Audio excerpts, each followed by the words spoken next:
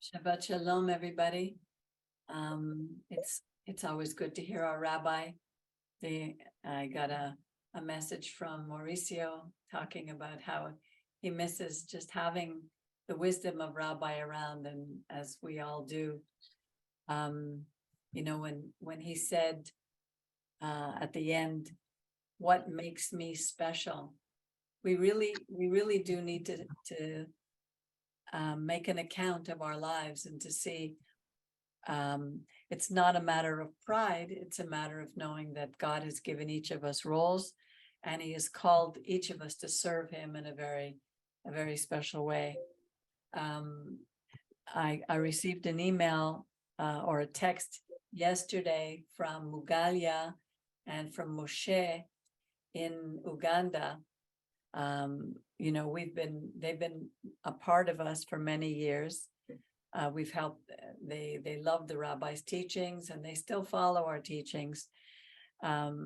They're building their synagogue there, which we've been helping them to do because they have people coming from different parts of the country, and they have a lot of people who are coming now. So they're on the last stages of building their roof, and we're going to help them a little bit more with that. But they asked for special prayer for their father. Their father has been ill for quite a while. He no longer can walk, and it seems that he's going toward the end. And it was him in his tribe. He was a leader of his tribe, and it was him who converted to Judaism. I'm not sure if it was Messianic Judaism. They have a different way of seeing it than the West. And I think they understand Yeshua closer to the way we do, even though there have been many Messianic groups and Christian groups who've been going there to Uganda, who tried to teach them their way. But they learn from us, and they're listening to our teaching. So let's continue to hold them in prayer, because the two boys are crying because they feel that their father is dying any minute, and they don't know. Whenever any of us leaves there, even though we're joyful because we know where they're going, there is that special place that they held in our lives, and we do miss them. Like how often I wake up every morning remembering how Mina would be the first one to phone me in the morning, or I would phone her to see how she was doing, and we'd laugh and we'd have talks. She would speak to Mildred, and they would laugh together about how they were going to both find a boyfriend with a car. And so, she's left a little hole in our heart. And it's like the world is a little bit emptier without her, as it is emptier without our rabbi. But each of us is definitely special, and we can't compare ourselves with anyone else. God has given us precious gifts to give, and we must not compare them with somebody else's, because that's when we fall into trouble. So it was a beautiful message. One of the things that occurred to me, Mauricio, I don't know if you can bring a little bit of clarity to this, but I've often wondered what is the difference between the Mishkan and the Ochel Moed. And I was looking it up a little bit about how the Mishkan comes from the word V'shachanti. I will live, I will dwell among them. It's the place where God would dwell among us. But the Ochel Moed was actually the tent where God would meet us. And I think the whole thing was called the tabernacle. We see these different words, but I really never stopped to examine what each one means. But I guess they're all pretty much the same idea, that God made us a place where he would dwell among us. And he's still dwelling among us right here, right now, watching us, listening to us, and protecting us as we go. Now, does anyone have something they would like to comment on about Rabbi's message today, which was beautiful?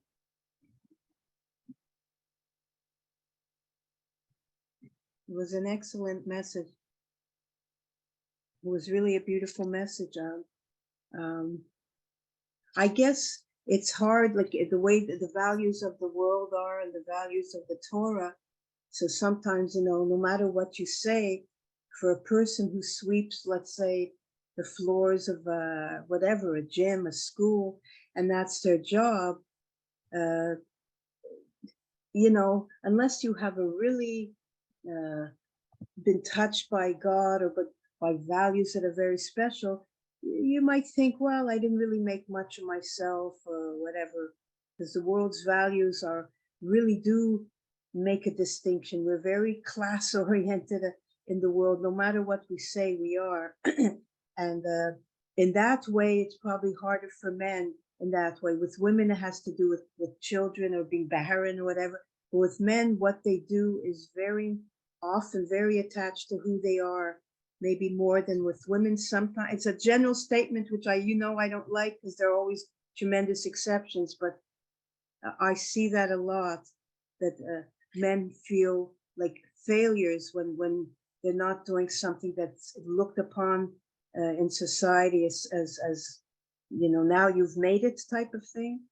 And there's so many things that contribute to that, even our songs and the general culture. You know, I did it my way, Frank Sinatra's thing, I did it my, look out for number one. All these things are about ego, ego, ego. Even, you know, so it's so true though. We are all given a role, and the role is also, it's a total thing. It's not just what we do, it's the totality of our whole life. I mean, you could see two people with a different attitude. One sweeps the floor and has good values and a good life, and you feel a joy from them. And another person is sweeping the floor and maybe sweeps some things under the rug so they don't have to work as hard. I mean, it's all about your whole attitude towards everything in life. It's really It's important. true, whatever we do, and no matter how small, I'll tell you, if there's a principal of a school and he takes a vacation, I'm sure he would not even, it would not even be noticed. But if the guy who swept the floor didn't sweep for the whole week and he saw all the dirt on the floor, we would miss him more than we would miss the principal of the school. So I know if Trudeau took a break and we didn't hear from him, it would be a lot worse if the garbage collectors took a break and we didn't hear from them. Exactly. Yeah. So it's not always the position that's impossible. It's our heart, the heart that we put into what we do. Even if we sweep the floor, do the very best that we can do. That's the most important thing.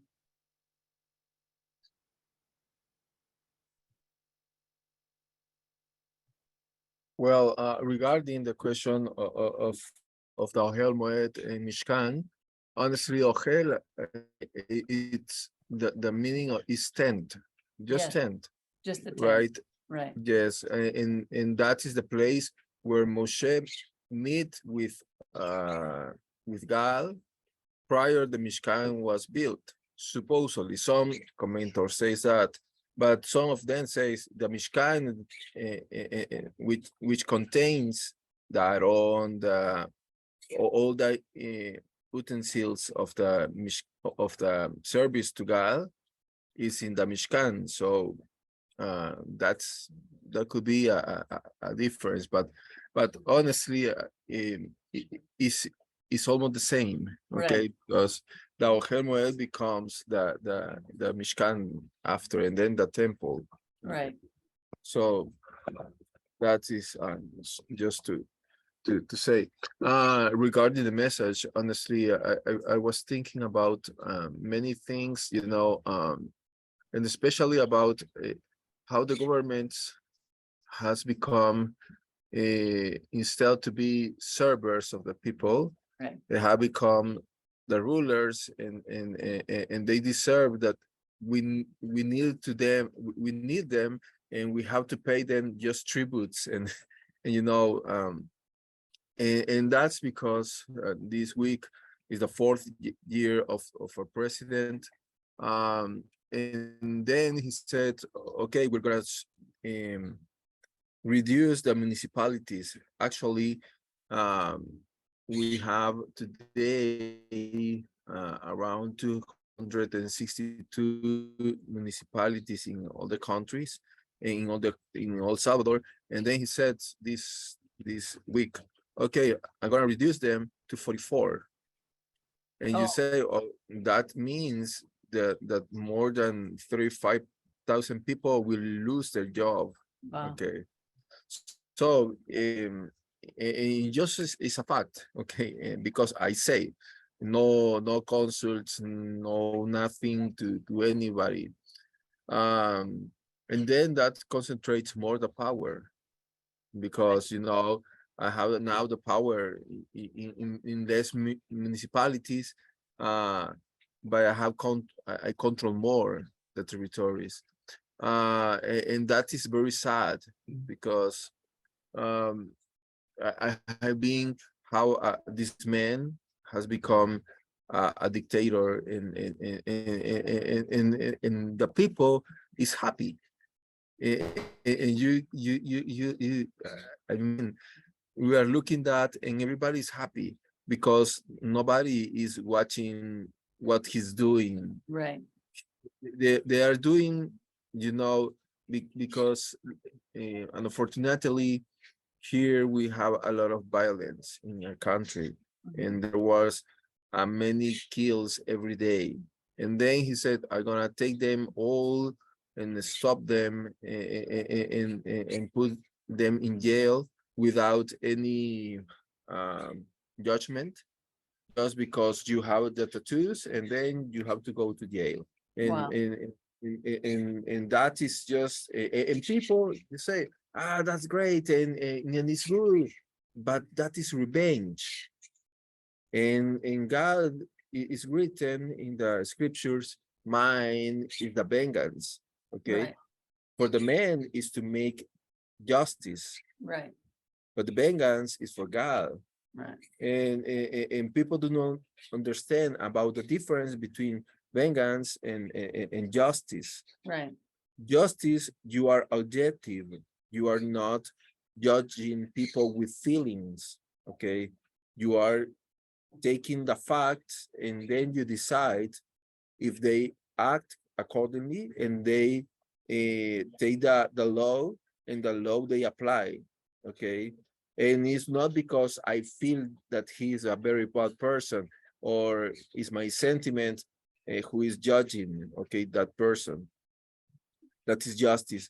But vengeance is because I hate you. I, Right. I, I want to be that you are destroyed, and I want that the worst things to you happen.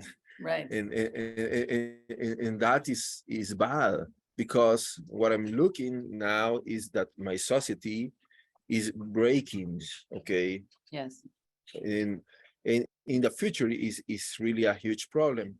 And besides of that, also he said in his speech that for a president to say that, oh, today here is not the fiscal, because right now he is taking all the goods and actives of one ex-president at this moment, and they are returning to the people. To the people. I mean, they took the houses, the enterprises, the companies, all the money he had in the bank. The government took all Wow. this, and said, I'm gonna return back, and that is for the people. But Right. that is for the people, really? Not really, because I don't receive nothing. Okay, is for them now, and they want to take all the private property who was not stolen. This man was rich before be president, and during he was president, he donate his salary to education. And then also he started to say that there is two different sides during the war. One was the right, uh, and the left, and the right were Republicans, and the left were communists, and both were in the war in for 10 years around. And then he said, oh, that peace that they made was just simply a deceiving all the society, that was fake. and he didn't know exactly how many people died because of that war, and that was necessary to have a treat of peace. Mhm. And you know, but that is something that when I hear the message, and when I read the message, it came to my mind. That is true. All these politicians are looking for their own good, and they are selling them, oh, we are the saviors of the people, and now we really need to deserve your your honor. And and and that is a problem of societies today. Probably is the same in other countries. I don't say that is not true, but here I looking at that, and that is so true. So pray for Salvador, because who knows what is going to do this man. I mean, he has all the power, the three powers he ruled, and that is not good. But people honestly are blind, and that is sad when It's people start not to thinking. It's happening everywhere in the world right now. You hear that it's happening right here in Canada, which has always been known as a peaceful country. The people have always looked for, welcoming outsiders. More and more, there's more violence in the street here now. There's a lot of problems going on at every level, but it's not only here, it's in the United States. When the scriptures speak about birth pains, I think we're the birth pains of the Messiah, if you could say that, are Mhm. increasing. And but in the midst of all those things that are going on, because I thought myself, Canada, I recognize many of the signs because I'm much older than you. I recognize the signs, having been born after the last war. We knew, what was set up before the last war. What were the signs of the times before the ultimate dictator, this Hitler, took over? And we're seeing exactly the same signs. But at the same time, there are some beautiful things that are happening, which is, what we need to instill with this community is that we are like living in Goshen. And no matter what happens, God is going to protect us and take care of us, even if it means we die. And we're Yeah. still, we're not afraid of death, but we always in our own lives have to stand up for justice, as you say, and for truth, the truth of Torah. And God brings people into our lives.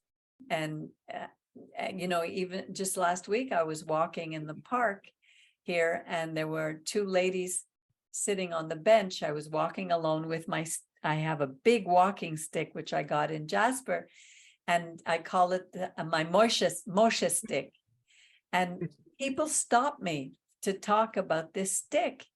And there were two Jewish ladies. One was from Israel, and one had been all through the New Age, just many of these exact same experiences.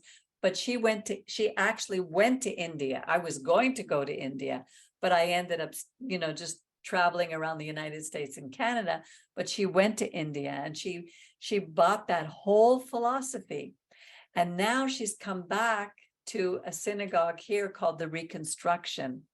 And there are many people in the Reconstruction who don't believe at all in God, but they believe in the community. But she knows that there's something bigger. And so we got into, I stood there for an hour speaking to them about our community, about what we do and what we teach. And she was just so excited. She wanted to come on Wednesday night. And Wednesday night, I had no electricity. So I couldn't. I went out twice this week. I had no electricity. And I was, praying that it would be okay today. But I did record it on Thursday night, and I sent it out to her. I haven't heard back from her. But God sets up opportunities for our light to shine in this world, which is becoming darker and darker. And the darker it gets, the more his light will shine. And we have to not lose faith and not lose hope. Even Mina, in her last days, she would be a little light wherever she was. Even with all her illness, she was still a light. I look at Mildred, who's doing so much better now. Mildred's story is absolutely incredible, because I mean, she broke her hip. She could not take care of herself. When she came home, it just so happened that Lilia, who comes from Mexico, Lilia was living in her place. Mildred had taken her in and was able to stay with her and take care of her until this week when she left to Mexico. And just as she left, Mildred is independent enough to take care of herself. We're still doing a few things for her, but I found that another lady yesterday called me who loves God, who wants to, is able to come and work with Mildred as many hours as she needs. So there's, if we look at our own lives, we're going to see how God is with us. And that is in so many ways that we can't even write down all these stories that happen during our day. And yes, you have a dictator in El Salvador. We have a dictator in Canada. There's a dictator in the United States. And right now there's a dictator in Israel. Bibi is a dictator. He sounds wonderful, but his heart is not with God, even though he's for the religious, but only for power, the sake of power. And I, was thinking, where can I go? Because if I want to leave Canada and go to Israel, I don't have that calling right now. My calling is here. Israel is not going to go through an easy time in the end. So, where do we go? To Goshen, to the Ark, to the Torah, and to support each other and help each other in the very best way that we can. And to understand we're going to fail, and we're going to get up, and we're going to try again. We're going to keep trying, and we're going to keep looking for what each day we get up and say, okay, God, what do you have for me today? And it's amazing what happens. So Yeah, besides regarding the Haftarah, I just want to say that this is one of the great scriptures that we have in the Tanakh. yes, Because the problem is when you read and interpret that Manoah he was not really a tzaddik. Okay, he didn't know the Torah. no, So, but people, because it's written in the Bible, okay, they take what Manoah says as something true, right, as something that, and he was making mistakes, but what he's saying, okay. So it depends how you read it. You have a different interpretations, okay. Right. But honestly, the very first thing I could tell you is that this man said, "Oh, I have seen God." right.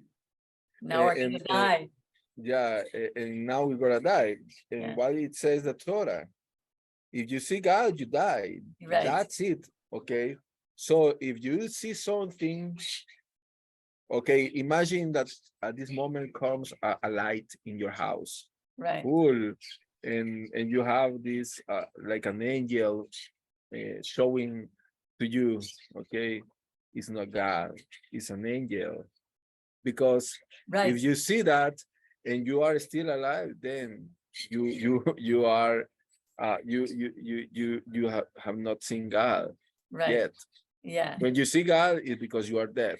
Exactly. So then the problem is that people then makes a theology about this. That's exactly what I was thinking of, in that verse, excuse me for interrupting, but Yeah. it says, it came to pass when the flame went up toward heaven from off the altar, that the angel of the Lord ascended in the flame of the altar. And I thought, isn't that what they've done with Yeshua? They Yeah. made, they made him ascend just like this, as that everybody could see and looked up. And I wondered about that. What does that mean? They saw something. What did they see? Yeah. It's incredible. Yeah, it's incredible, but at the beginning, he thought was a man. Right. He never. That means that it's like a person of flesh who appears to them. Right. Okay, and so that's interesting. And then there's another mistake that Manoah make, because the Torah says you shall not build any how do you say that? Altar. Altar, yes, altar in a place where God doesn't tell you to build. Right. And at that moment, God never said to Manoah, hey, Manoah, please build here an altar. Yeah.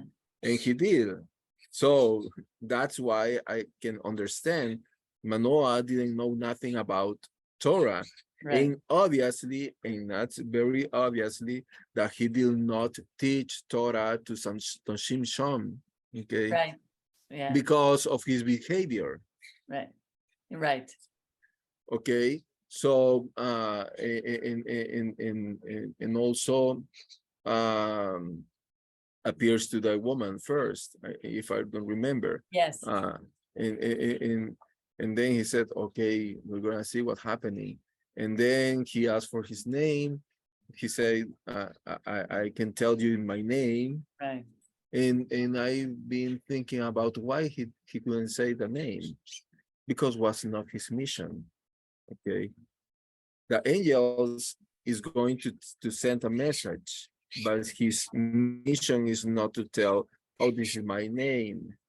So and we have to understand just like this, because if we start to say, oh no, he was Michael, he was Right. Gabriel, you start to invent, Right. and it's very clear that the text that Right. he didn't want to say his name. Because he wasn't So important. The message was important. the message was important, Yeah, he not the wasn't messenger. Exactly. He wasn't bringing attention to himself. Yes. Yes. So, and then God could destroy Manoah because he offered an offering to this man. Right. Okay. So but it's just to think about how we read the text, because it's going to tell you, if you don't see the whole background, then you can make mistakes by reading the text. Okay. And just that about commenting. Right. Yeah. Any other comments for today? Hello, Angel. Interesting, very good message as always. Rabbi always brought us always good teaching, and try to open our understanding of the message of the Creator towards us. The story of Samson, it's very, very interesting. This is my opinion, and I'm speaking how I see it. Um, that we know that the Creator watches for His creation, okay? Watches for His people, His children, which it's ours. It's us. It's humanity. And what I believe the story of Samson was a sort of there was an intervention that needed to be done, okay? And this intervention was already saw. What, an intervention? Yeah. Okay. By the Creator, okay, that in the further time ahead, the Philistines will be so they will become so dangerous and so that you cannot control them, that it could put in danger the entire Israel, and then, in my opinion, the Creator sent His angels as a because we need to understand that they are watchers. that they work for our Creator, Mhm. that they keep an eye and they follow the Creator's instructions to keep balance. Okay, and about this balance, and this in this case was Israel being in danger of being wiped out by other people. So in order to preserve that, I believe that the Creator sent His angels and for the specific mission, and this mission was to um, well, bring Samson and give him these abilities and these capacities, in order to protect and in order to bring kind of a balance or and protect Israel from from the thing to happen. This now I like to see things sometimes, and I try to think and try to connect, uh, visualize, because everything that we read from the Torah, it's all written according to the view of the person that was in that moment, this precise moment, with their understanding. Talking about like this divine creation, which are angels, like being on the fire and then being consumed by the fire and suddenly ascend on the fire. What if the people who saw that, just what if it was not the only way to explain what they saw was by using the word fire. But what if it was a beam of light? What if it was something more advanced to the conscious of that person? Like beam me up, Scotty. Exactly. What if, because if you think about, no, Yeah. I'm trying here to understand, Awesome. but not only logical, Yeah. but by analyzing. Okay, because it's very important when we read the Torah. Okay. Well, I love to always look at the good things about the people that they do things in the Torah, and they always they don't do it with malice, but they don't do it also with full conscious of what they're doing sometimes. Okay, Of course. they just love God as we do, right? And we will do uh, the thing that we can do. We are so limited sometimes. We don't know everything, and God sometimes uses this limited knowledge to show us things. And in this time of ascension, because this is not new. This is not only in the Old Testament. I mean, we see Yeshua. We see, all these examples from the prophets. Elijah. We don't know. Yeah, we may see it in the Elijah, coming days. there are so many things, okay, Yeah. that they have been, also changed a little bit, because they will be too how can I say, they will confront some of the religious strong teachings, like anyways, I don't want to go too far. Well, because we'll see. Those things will have to remain. Maybe if it gets so bad on Earth, we'll have all these beams coming down and lifting us up. Who knows? Who knows, Peggy? look, Maybe Peggy, you're look, an I angel. I would love it. I would love it. the Christians are believing about the rapture. You do? Yeah, no, the Christians, they I believe know. about the rapture. Yeah, I Now, know. Left behind. At times, the word, the scenes. Have you read the scenes? No.